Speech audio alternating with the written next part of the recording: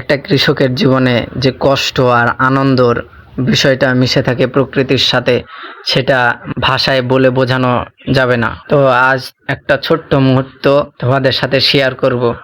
তো ভিডিওটা দেখতে থাকো, আশা করি ভালো লাগবে। গ্রামের সকাল, চারপাশে শুধু সবুজ আর পাকা ধানের গন্ধ। দেখতে যতটা সুন্দর, মাঠে নেমে কাজ ঠিক ততটাই কঠিন। তো ধান কাটতে গিয়েছিলাম আজকে।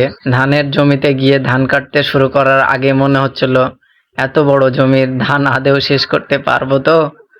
রোদের তাপ, শরীরের ক্লান্তি আর সামনে পড়ে থাকা অসংখ্য ধান দেখে মনটা কেমন জানে হয়ে যাচ্ছিল। ঠিক সময়ের সাথে সাথে যখন জমিটা ধীরে ধীরে ফাঁকা হতে লাগলো, তখন ক্লান্তির মাঝেও অন্যরকম একটা শক্তি কাজ করছিল আমাদের মধ্যে।